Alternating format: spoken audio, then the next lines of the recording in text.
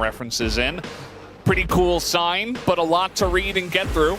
And it looks like paint confirmed. Oh, it is paint. Okay. Well, now we have that confirmed. Thank you very much. As we're getting ready for game number 1, Hanjin Breon up against GenG Esports. Let's do it.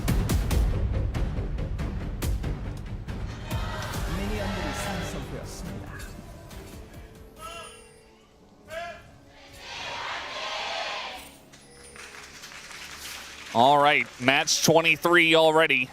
And we're getting into this one, Bro versus GenG.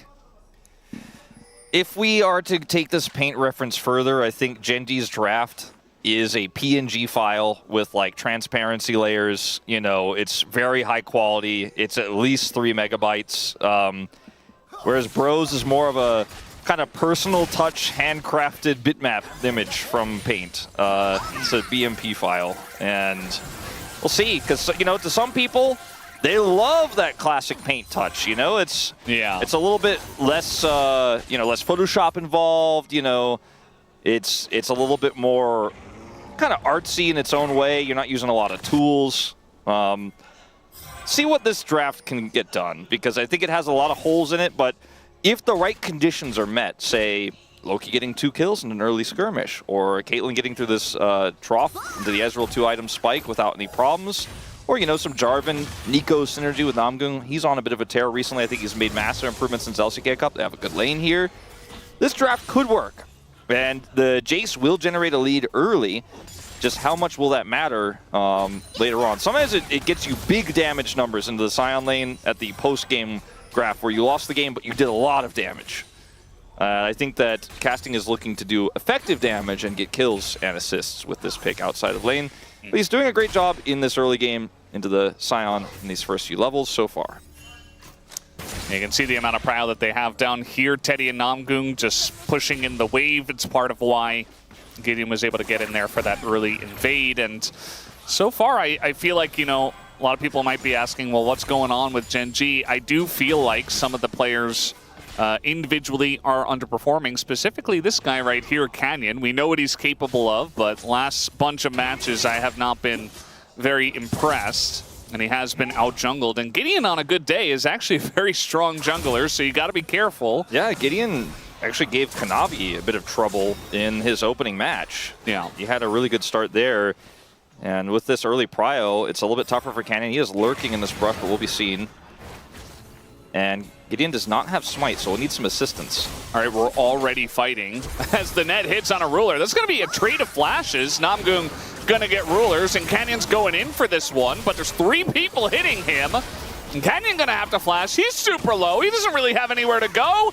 And speak of the devil, Canyon going to be the first one to go down. And now Ruler's baited into it. He's going to hit the deck. And that's 2 kills for Bro. Looks like Duro might be able to walk this one off, and yes, he will, but what a disaster early on for GenG in the bottom river. How many of these early game disasters am I going to have to cast this week? I got so many yesterday. Didn't necessarily end up being the end of the world for some of those games, but in this situation, GenG are just quite split, right? Ruler went in with his... what is going on here? Loki with the solo kill. Chovy does trade it back. I do like this for the Akali, though. And the wave is pushed against Chovy, but it won't matter too much. He has TP.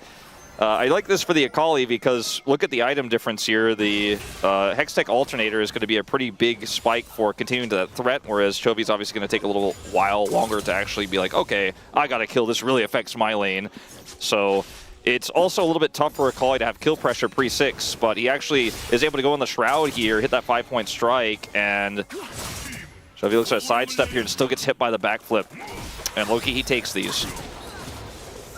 Yep, might as well. Everything you said is correct about the atomization, also with that lane pushing.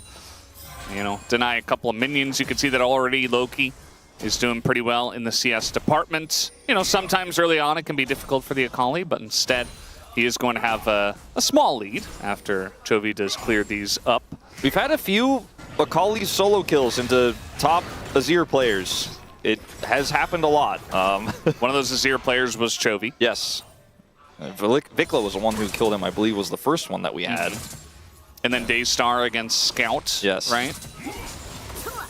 It's a thing. It is a thing, and if you can generate these leads, the Akali absolutely can work. And obviously, they got big leads in that skirmish on the river, so it's a 2,000 gold lead here for Hanjin at this stage in the game, which is not really what GenG wanted. Obviously, up here there's a big lead. Casting has a call. He's looking to cash in. We'll lose his flash though. Yeah, Keen doing a good job there, but he does have to flash too. But does mean that, a lot of setup for the Scion once he gets his ult back here onto the Jace. So and Canyon's coming up there too. Casting will have to be careful.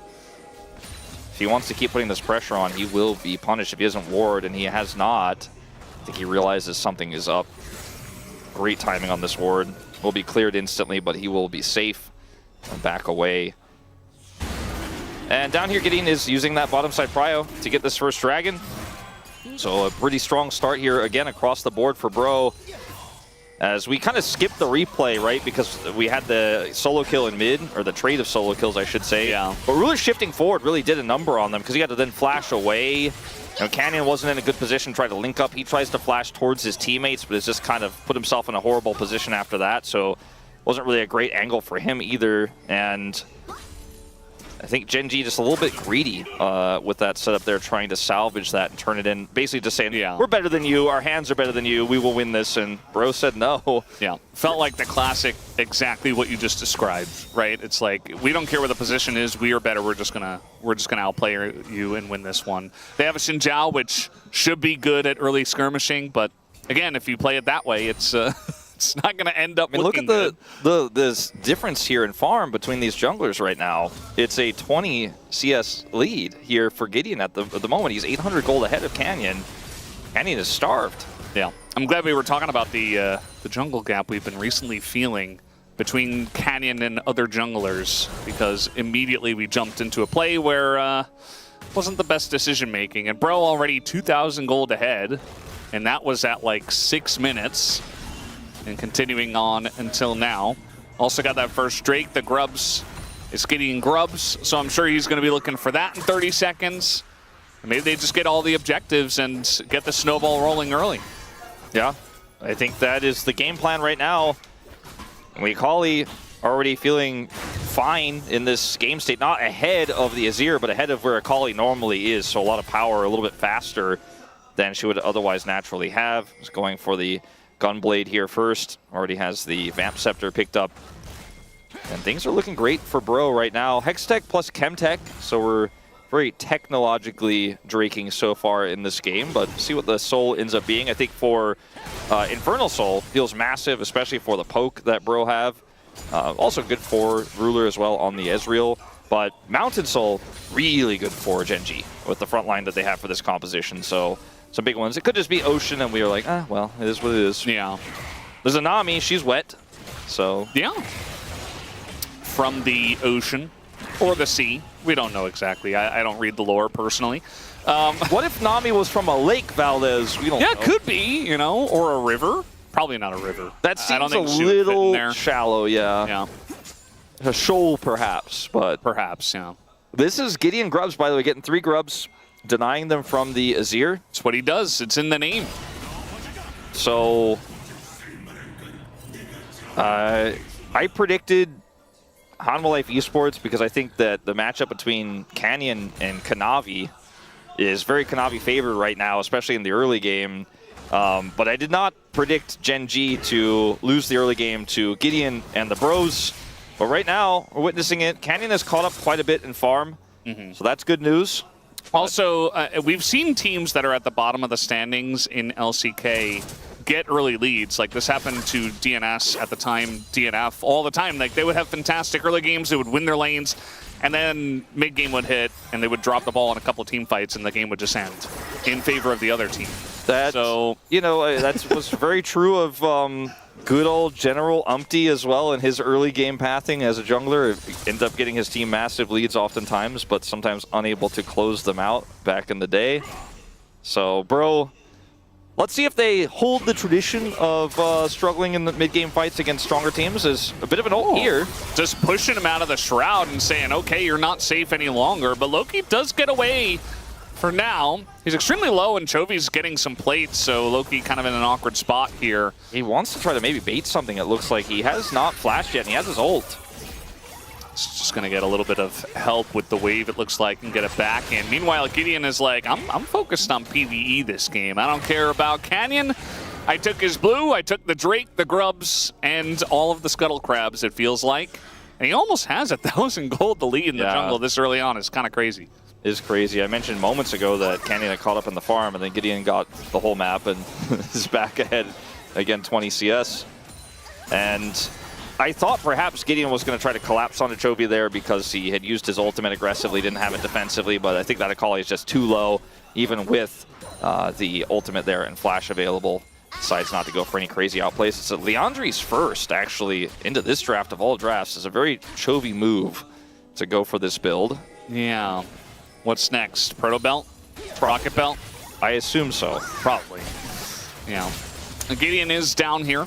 Full sums for Ruler and Duro, who are Ezreal, Nami. Pretty safe, I would say, in general, from getting away from dives. But second dragon. Yeah, really just going for the double Drake in this one. The ward is not cleared here. Actually, it survives. So they see this, but I don't know if they can really make anything of it. Canyon could try to gank casting, but he has vision set up, so he's also not overstepping here on the top side of the map. So it looks like GenG will just get nothing in return. Feels bad for them in this early game, but they have just given everything up. And it is that Infernal Soul I mentioned would be fantastic for the Jace. Ezreal as well, but GenG are quite a few dragons away from the Soul.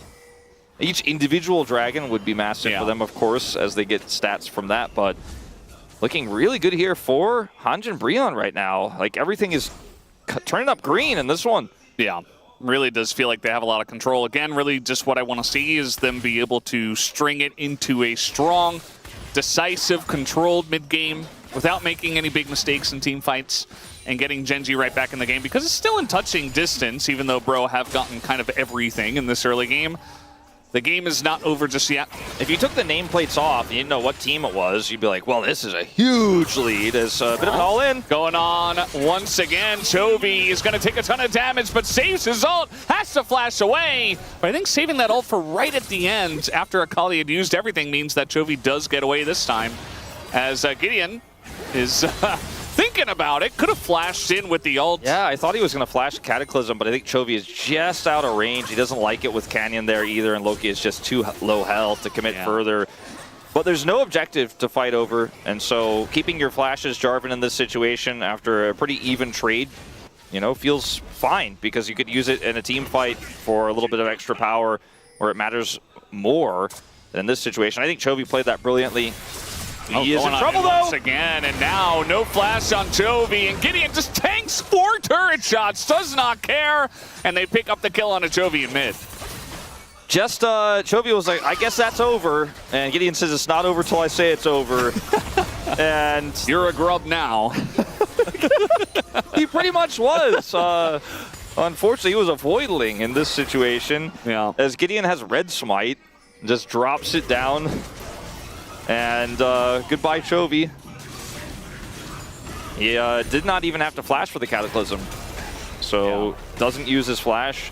And because there's no major objective up until that Herald, I don't think they really lose anything for this. As, man, Keen is not having the time he's had in against a lot of other Jace players in this matchup. Wow. That's the only gold lead for GenG now washed away. I mean, Chovy likely will even it up, and as you can see, has already gotten 10 gold back, but that was the one lead they had, and it was small, but just feels like, again, bro, we're not ready to trust it yet, it is kind of my read on it, but they're in a really good spot. Like, I think factually, they're in a winning position, Valdez. Yes, they are currently winning the game. You are correct. And, you know, everything is turning up, bro, at the moment. A lot of good early spikes for a couple of their members. The Gunblade, the Sundered Sky, and even the Proto Belt for Namgung. We haven't seen him much on the map yet. Maybe a little bit less than some of our other Nico players, but it's okay because when the team fight happens, he's going to have Belt and he's going to have Flash. So, and also the bottom lane went swimmingly because he stayed down there. Teddy has a 1,200 gold lead with this Caitlyn pick, so got the turret already. Yeah, it wasn't without a lot of winning. Like, they got the whole turret, and Loki didn't need his help in the mid lane. Yeah, very true. Namgung and Teddy now in the mid lane up against these two, and full control to Bro means that probably Gideon gets another objective here. Going for the Rift Herald already. Yeah, Canyon just cannot do anything this game. He's going to be spotted as well as he comes over to challenge, and they're going to rotate over faster because they have mid prio.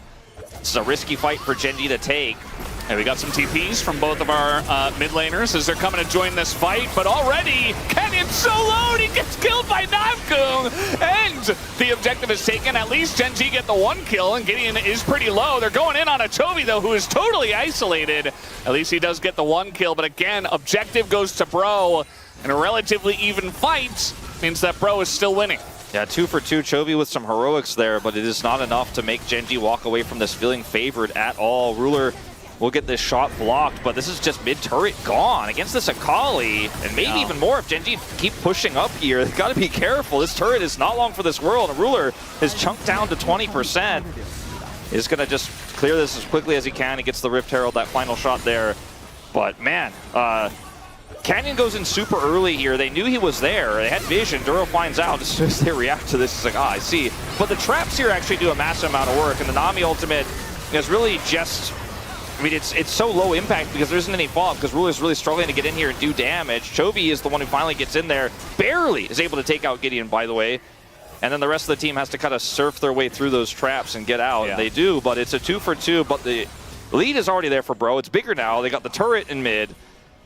And made GenG even get a consolation Drake here, but we are going to have a contest from Jarvan. Yeah, we have a lot of sums down, but both 80 carries do have it, and Namgung does not have his. Doesn't have his ult yet either, so Bro might just have to walk away from this one, although here comes Loki.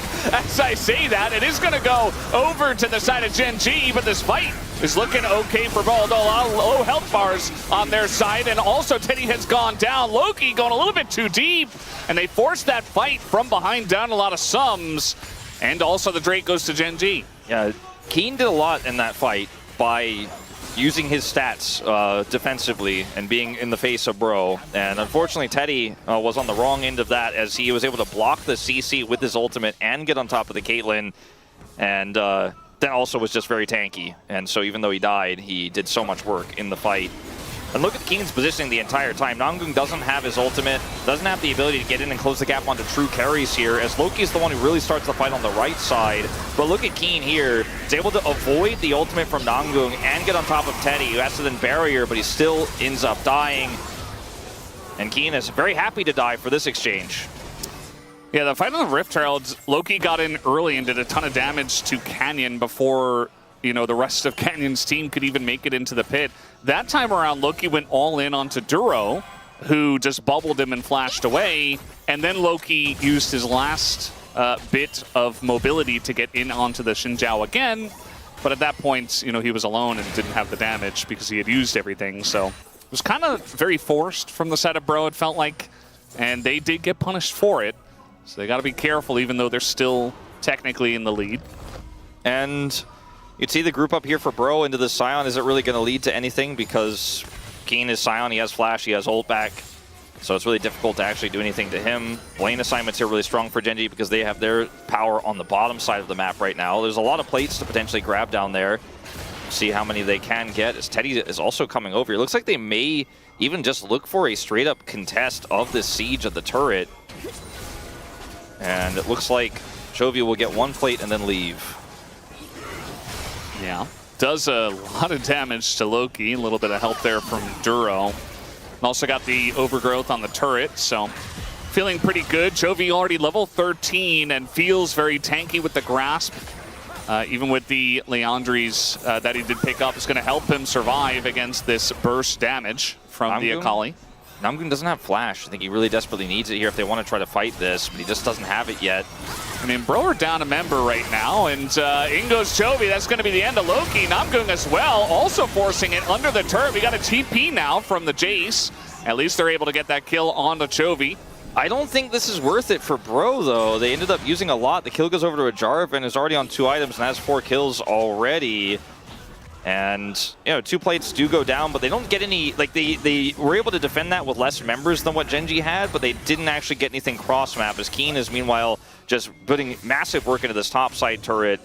as proxying the wave, in fact. And so, yeah, you got one back onto Chovy, but it just doesn't feel like this Akali lead that happened early has really amounted to anything. And it wasn't a lead over Chovy, it was just an acceleration, as this is a great shift into shove.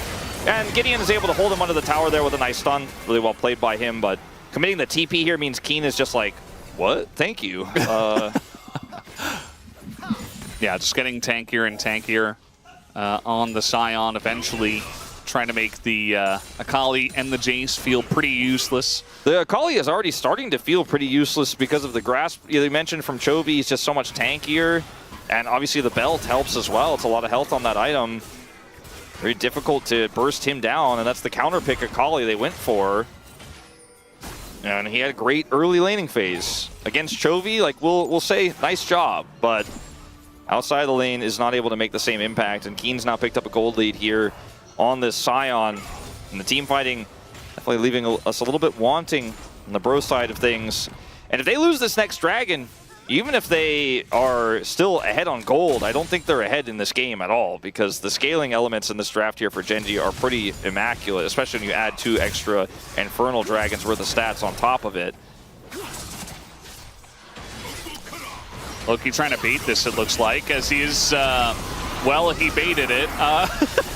That's all I can really say. Namgung, I don't think he has anywhere to go here, as he doesn't have his flash anymore and no rocket belt.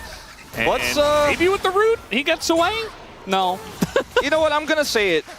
Let's leave the Akali in solo queue. Let's leave it there. Let's leave the Akali. It's very, very impressive mechanics, but, you know, I don't know. I don't know if this is really working. Daystar had some great mechanics on it as well, but it wasn't ultimately enough to win them the game. It wasn't really about him, I would say. And he obviously had the loss. Mm-hmm. But this is now GenG in the lead. This is Chovy. Chovy, by the way, has showcased, I don't know how many times this game, 4 times, that he knows exactly how to use his ult to stop Akali. He's like, counter schmouner. Don't care about you.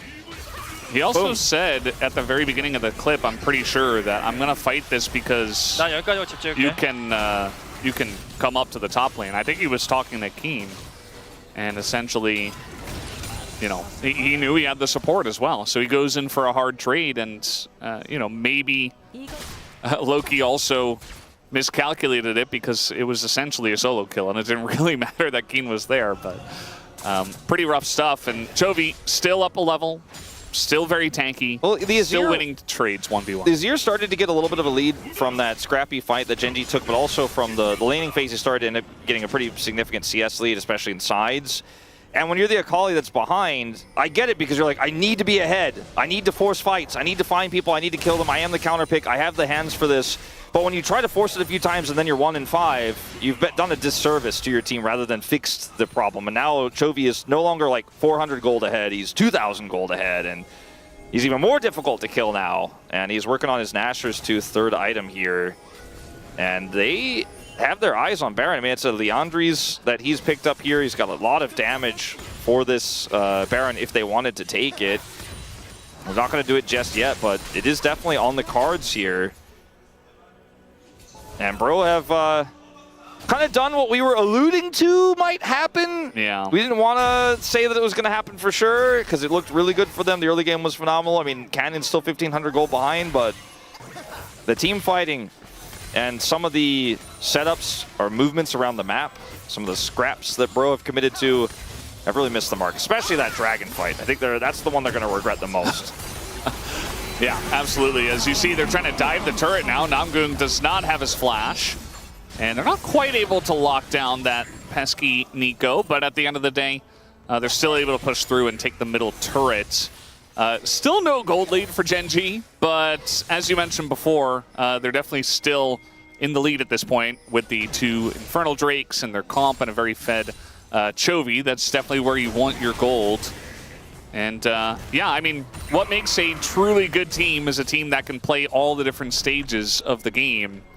And it just feels like Bro have not proven that they can do that just yet here in this early LCK. As once again, Loki in a lot of trouble. Gonna get belted in the face, but he is at least able to ult away this time. Yeah, I don't think that they can catch Chovy either. And Chovy's down his ultimate as well, but there's just not, they're not able to rotate quickly enough to try to punish there. So maybe if Namgung was a little bit faster, they could have looked for some sort of, aha, you almost got Loki, and we have the turn with Jarvan, Nico. They do not. And now GenG are just continuing to put this pressure on. Ooh, blast cone angle. Pretty slick. I know you hate it, sort of, but... Yeah, I mean, this time he actually could have played around it because he's like, I need to play it safe. I'm going to stick next to this blast cone. I'm going to use it strategically if they find me. Most of the blast cones I don't like are the ones where they're just running away and they find it on their way. They're like, oh, I get away because this is here. Freebie. Yeah. Speaking of freebies, this Baron looks like it is just not going to be a possible contest. I mean, Keen is blocking the way. Gideon cannot get anywhere close to GenG. You're going to drop it and look for the fight instead. So small win here for Bro. I mean, someone has to face check. Looks like it was Namgung, but Keen once again not able to lock him down. But Canyon gets access to Teddy, just goes in and ults, and a ton of damage comes out from the True Shot barrage. And Teddy's running away from a full health Scion who flashes on him, and there's just nowhere for him to go. Namgung as well is going to be followed up on. Double kill here for Chovy. And GenG are just taking names now. This game is theirs. Yeah. Looks like this one is pretty over, even though they just now take their first real gold lead of the game. I just don't see a way back in now, as this composition is just so strong in late game, and it's truly been put online by a few bad fights back-to-back here for Bro. And GenG will also pick up the Baron on top of this, so the lead is going to explode. They can use the Baron Prio to grab the Infernal Soul point. We don't have anyone down there just yet. If Canyon resets, like with the timing, there's a world where Gideon actually steals that one away if a few members go over there, but I think they're not as concerned about that Dragon as they are about the massive lead they have now. As watch Teddy here, by the way. Tidal Wave owns him after the engage from Canyon. Cannot get out. Tidal Wave hits, True Shot Barrage hits, and then he's just not able to do anything. Trying to kite back as best as he can, but he's not a threat in this fight. Even if he did live there, the fight is essentially over at that moment. And they don't have any damage here. They have an Akali, and she just cannot scratch the surface of this front line like we talked about in the draft. Yeah. And Canyon will get the Dragon, so 3 Infernal Drakes on top of the scaling. It's looking pretty Brover. Yeah, it feels pretty Brover at this point. And, you know, everything we expected, or at least that we feared, has come true in this one. Even down to Gideon playing really well into Canyon early on in the game, and then it just not mattering because Bro couldn't make it through the mid-game. It's pretty interesting. The LCK truly is getting somewhat predictable as we enter week 3 here. But still pretty interesting at the same time. You know, I believed for a moment there that Bro, you know, maybe we were going to pull something through and get a win against GenG until they weren't. He's getting some money, you know. They're also losing money on the bottom side, but he's getting some. He took his gold lead back. Chovy is 4,000 gold ahead, but just, you know, if you're a Bro fan, just like put a little sticker right in the center of your scoreboard, down the center of your monitor at bottom there, like over the 4K, and feels still playable, Mm-hmm. Right? Surely? Yeah. That is not too doing a lot of damage to Keen this time as he steps on a trap. Chovy gonna be rooted forever, and he just stands and fires as Azir gets in, sweeps him up, dies, doesn't care. Did his job. The bubble's right on time. Excellent from Duro, and Loki once again from behind against this comp. Just no hope for him. Ruler, full health, sprinting out them, and will taxi them back into the fountain. As GenG, it looks like they're just fed up with this game. They're like, get us out. Let's end this one as quickly as we can. And Chovy sacrificed his life for this one. And certainly they will be able to take down the Nexus. As Cannon gets in, they pick up another kill. And they should get Loki as well. That one goes to Keen. A clean game from GenG after about 12 to 14 minutes. And then support anything. Like, I'll just play whatever you have. It's going to give them a nice front line later on for this Anivia to do damage. Obviously, Keen's an extra damage threat, but you take the nameplates off, I feel really good about what we see here on the red side. Yes, tons of threats, lots of synergy here for Hanj and Brion. Surely this time they get it going in the big game. Let's find out.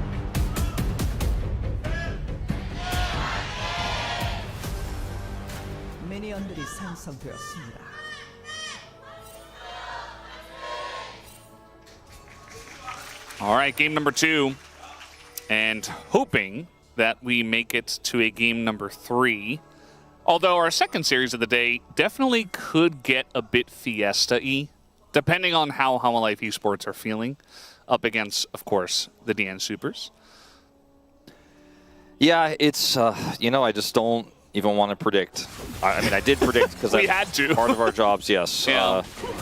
Who did you predict? I predicted Hanwha, but yeah, so and I do think they will win, but I also do think that I don't know anything this season in terms of the power levels of teams lining up to what our expectations are. All my predictions so far this week have been great. I'm 2-0. Yeah, you got that Nongshim one correct. Yeah, but I got the KT one correct as well, but I did not feel like I was in the know while I was watching it. Yeah. As Duro is actually doing Alistair things a little bit here. That's what you kind of have to do. Minions getting his 80 carry level 2 first. Yeah. Now Duro is a real champion. Debatably. You can actually press his buttons together now. Yes, he does have somewhat of a combo. Luckily for him, he got level 2 first, and they were able to push the wave in, so he can operate around this bush now. So it's not just Namgung saying, haha, you can't hit me unless you press your buttons and take a bad trade. So this is a pretty good thing. My boy Daystar yesterday really felt the pain of playing Rise into Anivia. It's just not fun when you don't have flash and you get walled every time the jungler is there and you just die. It's not a great feeling, and Chovy was the first guy to do it, so... It does feel bad when you are Rise, because you cannot just phase rush your way out of the problem. It takes too long. You've got to walk around the wall. Not to mention that Anivia is one of the other picks that can match the damage in team fights later on, depending on the placement of your ultimate. As Canyon's going to show up here pre-6. Uh-oh. Well, Teddy in a lot of trouble. He is just going to get stunned forever and accept his fate. First blood goes over to Canyon with a level 4 gank on the Nocturne. The timing, very sensible. He had just full cleared. I think Teddy should have known this was a possibility, and he just kind of got caught off guard. That's the Alistair headbutt angle. That's the end of it. It's that simple. Teddy does not react quickly enough. Really much he could have done there, the position he was in. And that's that. So... big problem here. He buys a consolation call, heads back to lane. The angle here for Duro is really good. Like, this walk up for this minion, it's like, Duro's like, there's no way he actually walks up for this, right? And Teddy's like, I walk up for this. And Duro's like, well, I already had Canyon coming down, but this is free as hell. Yeah.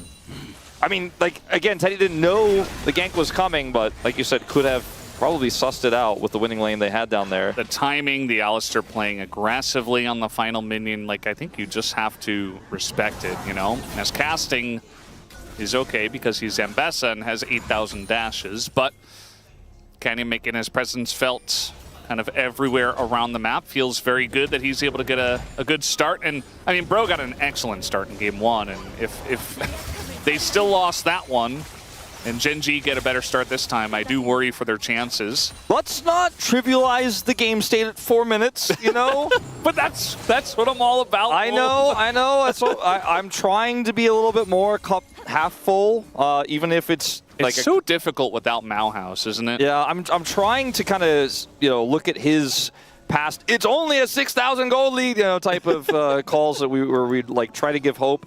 Duro has Hex Flash, which is a scary prospect, but I'm going to tell you you're going to be fine here, I think. Okay, I said it was half full. I'm kind of feeling like it's 1/3 full, which is a lot of credit for Bro in this situation. I'd say the cup is 1/3 full. There's a way back in. Unfortunately, Canyon got a kill early, and that's before he even has his ultimate, so he's already going to be getting speedy ultimates and will be impacting the map everywhere. That's not supposed to normally happen, but it was a Duro play. I feel like a lot of my feeling comes from tempo vibes as well, where it's like, this is GenG, you're giving a Nocturne a first kill when you have Rise Pantheon. Like, you guys should be the ones setting up plays, and yet you're getting played on at this point, and after the way that game 1 went as well. So definitely looking for Bro to show me something a little bit better here in game number 2. Looks like Keen is having a pretty fun time in this top lane as expected. Yeah, and there's just no good news. It's all blue in the gold leads at the bottom of your screen.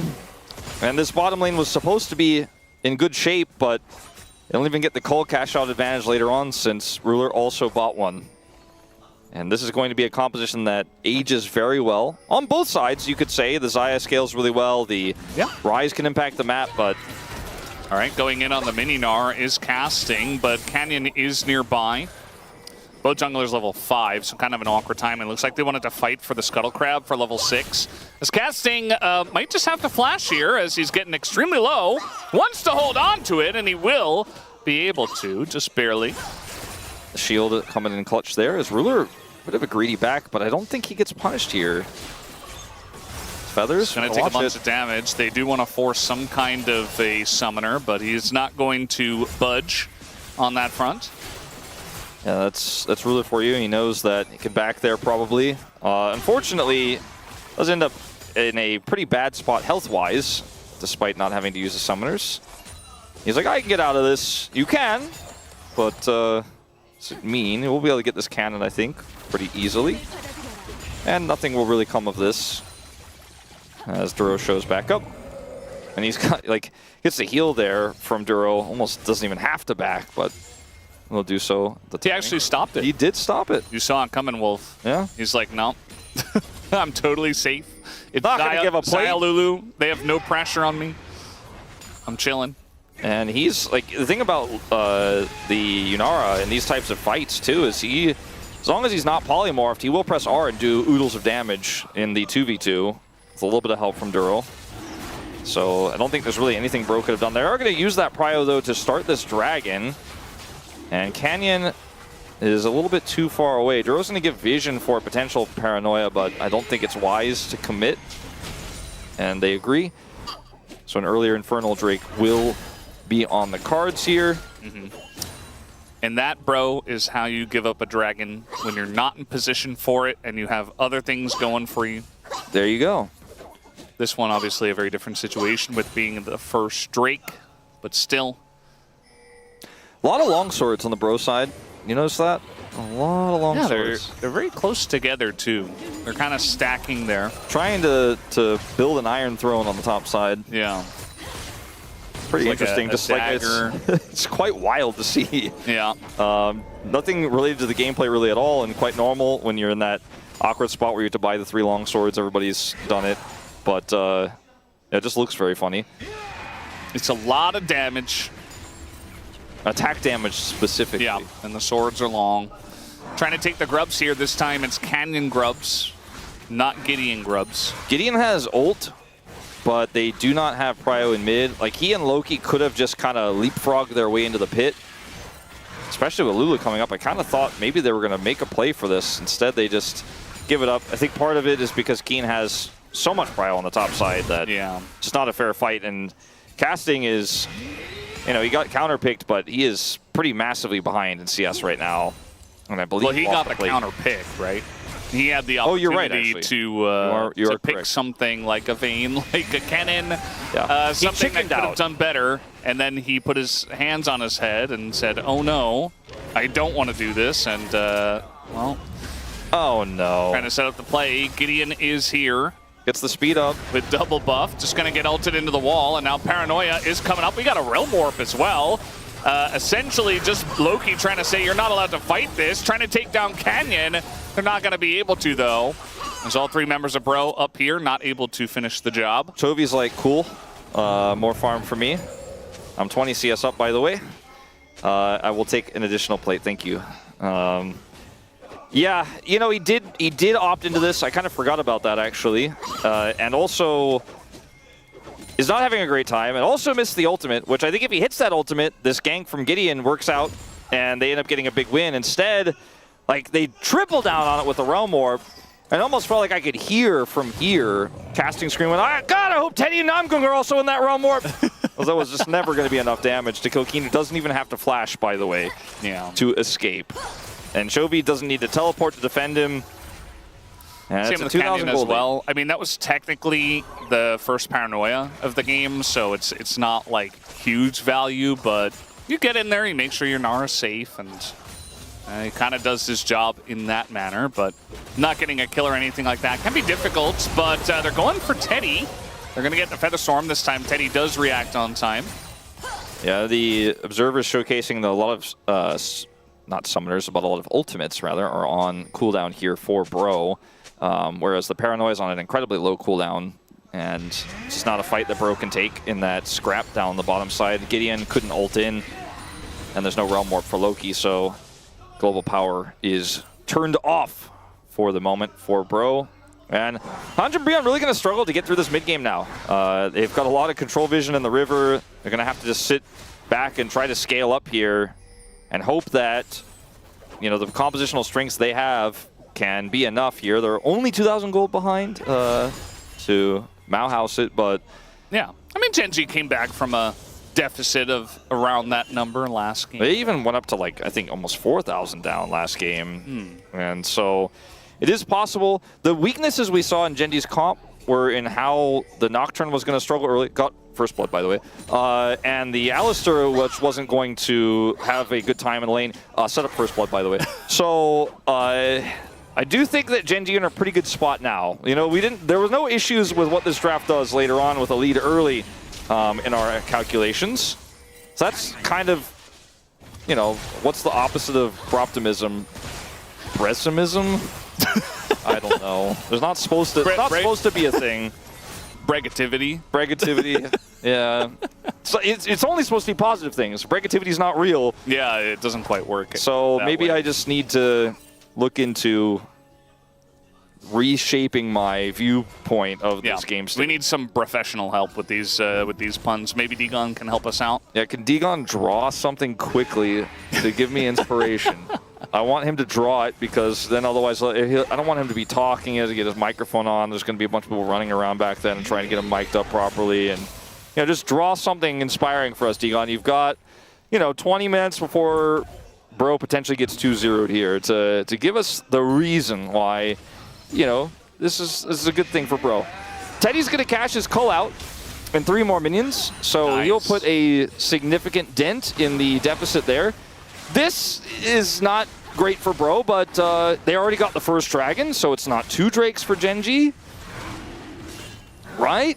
Yeah. Well, it's not double dragon this time. It is Cloud Soul, which is very good for a lot of the members on the Rift in this one. Chovy going to find himself a rise. Gideon is right there. Now there's a wall, and Loki's like, well, I can't go left, and I certainly don't want to go right. Tries to Realm Warp, and he will get out with the help of the Wild Growth, but GenG are just running their jungle right now and running them down.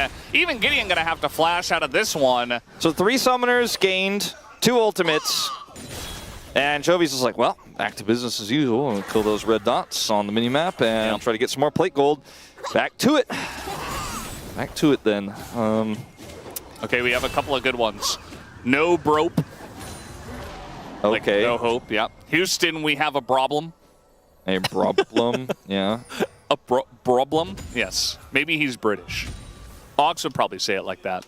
Problem? Problem. Yeah.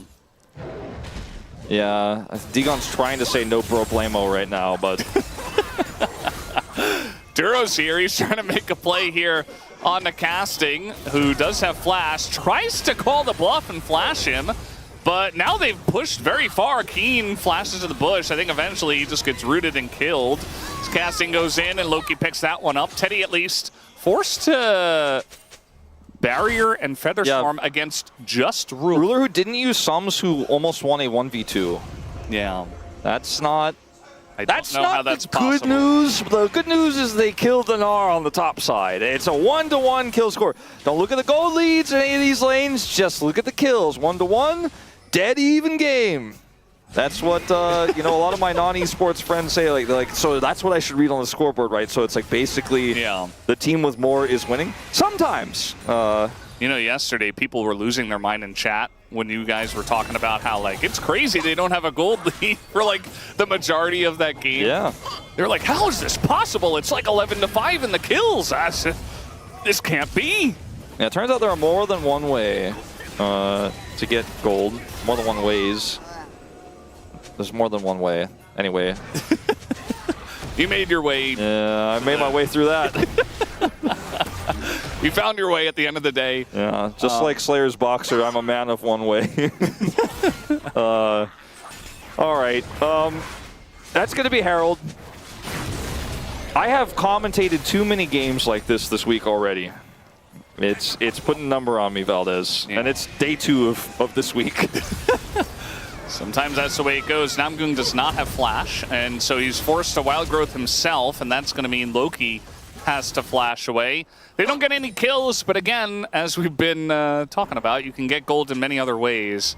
They're going to get that top turret, and Keen is Meganar on a ward is Gideon, so that's not going to work. So the whole turret's going to go down the top lane to Chovy. He's 0-0-0, classically 1,300 gold ahead. He did get the counter pick, which we all saw coming about 2,000 miles away. Again, by the way, different player, different role. Same story. Yeah. He's out of mana. Can they do anything to him? No. His walls have been very good into the Rise so far, even though Loki hasn't died yet. He struggled to phase rush his way out of there. And maybe a trap is being set. Duro's on this ward, but Pantheon's coming down, ult in 6. But guess what? Canyon's already here. He doesn't have Paranoia, but I still don't advise this, bro. Casting is going to get ult into the wall. Looked like Keen was very ready for that. Namgung again just kind of has to back away. This is into Meganar. They're trying to take down Keen, but Canyon is here. It does not matter, as Keen is going to go down, and the Rift Herald's going to hit her head on the wall immediately. And so, bro, finally, they get something going here. They weren't able to play all together there, GenG, so Keen gets isolated, gets killed by Casting's ult. Phase rush to this. Well, yeah, he's dead. And he doesn't have flash, remember, he used it in the top lane, so another nice wall from Chovy. Yeah, I mean, it doesn't really get nicer than that, does it? Where it almost feels like it shouldn't have happened that way. It's like those Trundle pillars you see sometimes where you're like, damn, I guess he really got him. Yeah. It didn't look like he got him, but he is definitely dead, and there's nothing he can do now. Terrain, very powerful when your opponent doesn't have the ability to cross it. I know I'm doing a little like John Madden right now, but saying the obvious in a after the fact kind of way, but this game is, I want to see a world where Bro could come back. I mean, they've got even kills still. This is Keen going in a bit too deep with his hop here, and also Duro can't join, right? Because Namgung's in the way, trying to kind of taxi his way through with Namgung, and then Canyon's like, I don't really get any value out of Paranoia here, I'm not going to commit, and they just opt to cancel the whole situation as Teddy is also coming down. He doesn't want to charge that Herald in or he would have died. Yeah, we're walling. Yeah, Casting out walled again. He is stuck against 2 walls, and he has nowhere to go, even as Mbessa. No flash either, so he's just dead.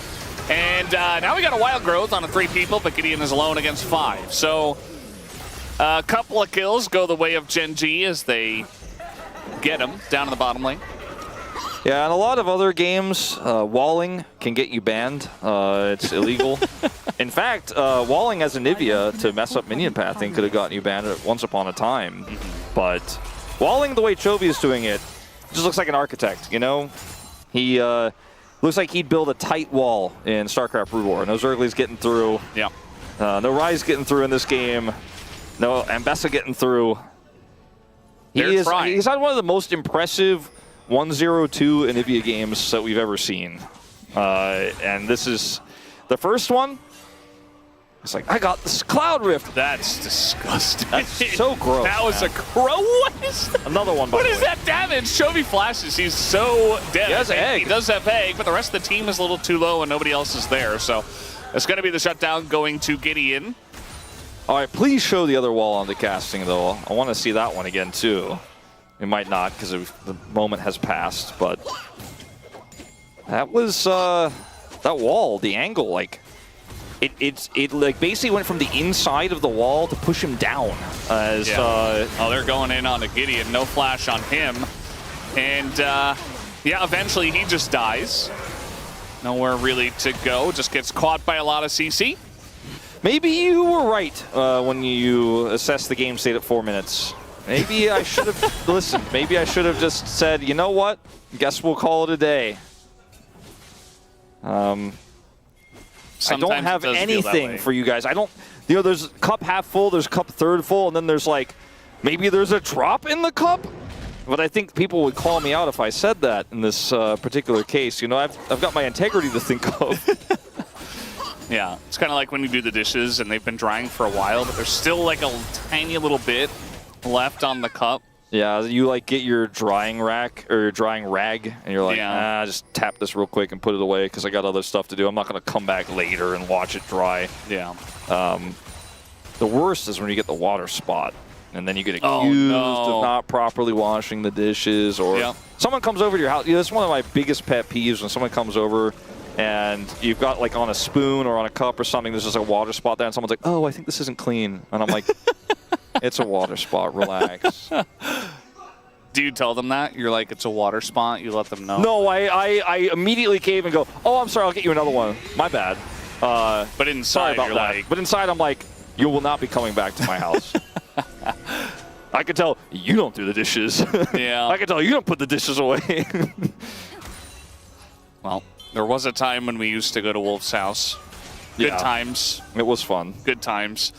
Trying to set up a play on a Namgun, and again, the wall is good, but the follow-up was not there. He makes the wall look like a reverse shockwave. Like, he puts it in the center and pushes you out from it. It's crazy.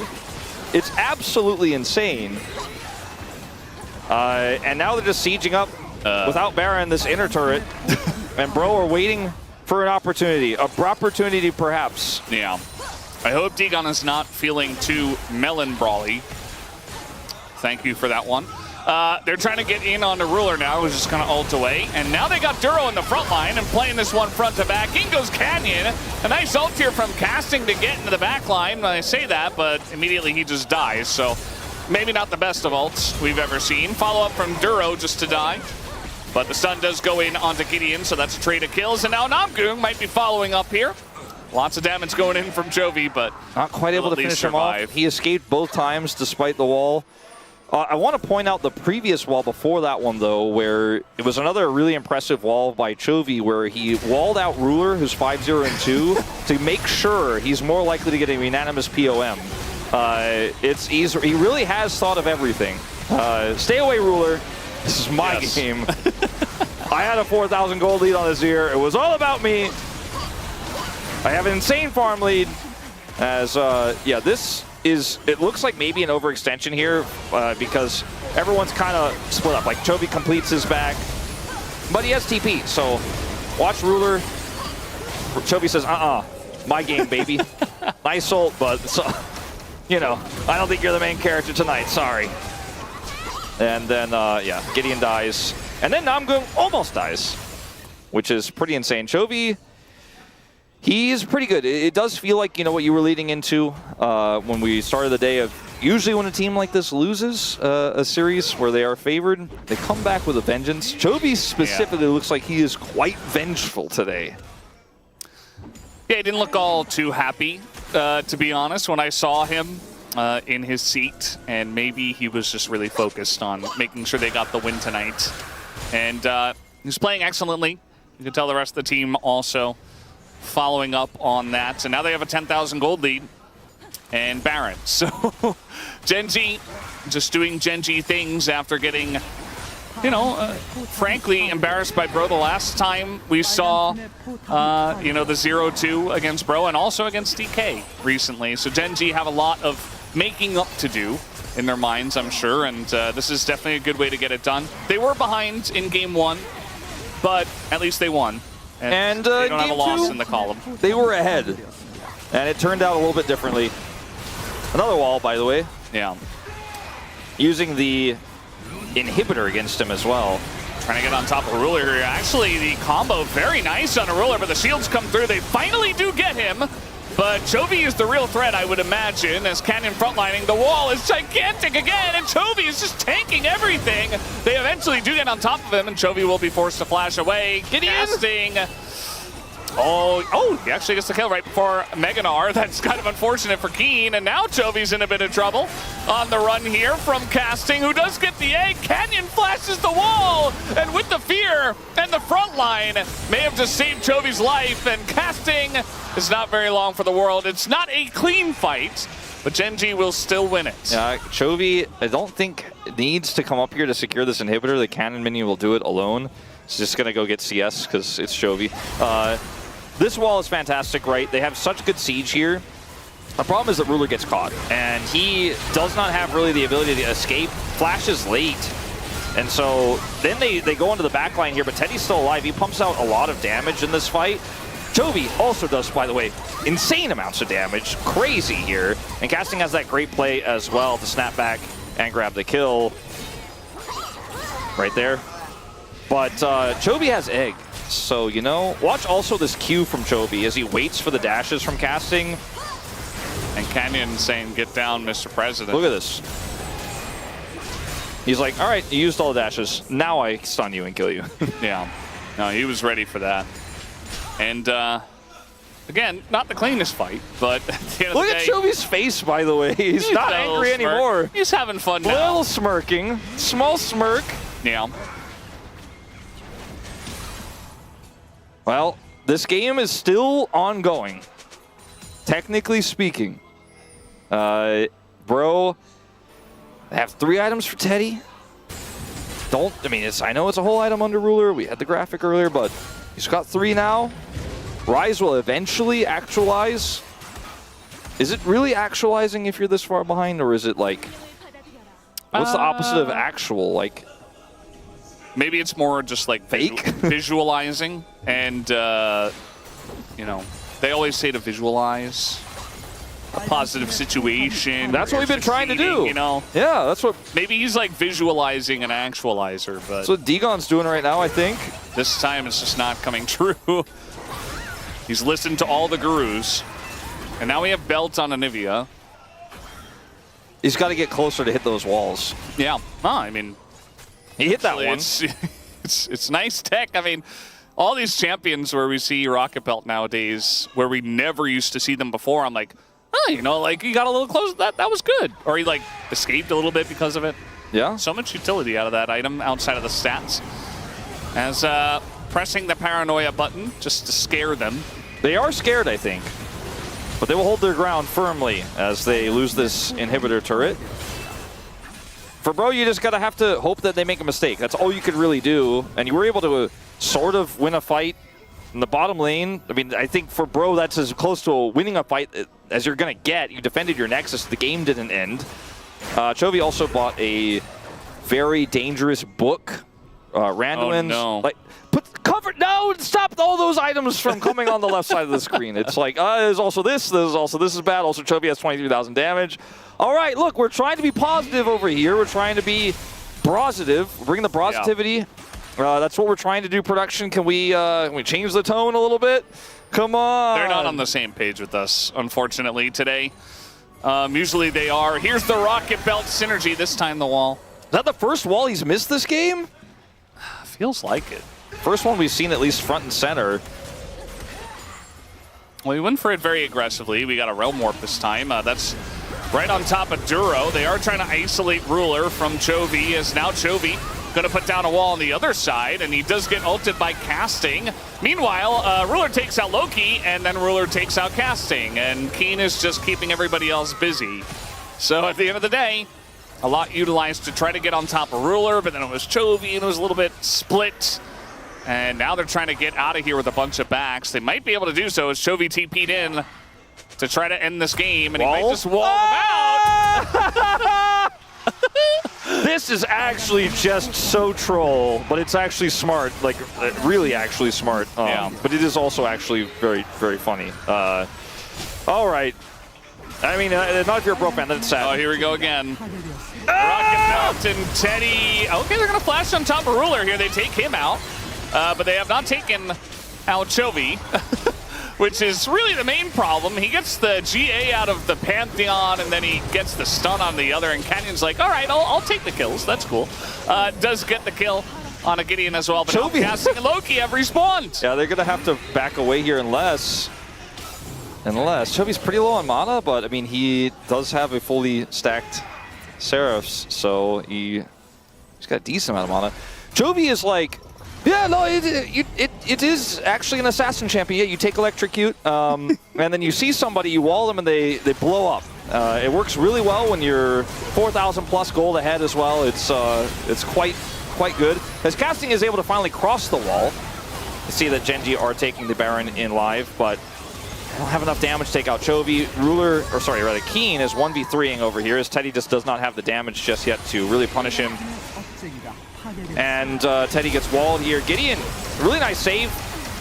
Comes in and blows up Ruler, and that's a lot of the damage gone. Chovy is like, nah, I still got this, but unfortunately does not quite have enough. He almost does. And Nocturne goes in deep. Yeah.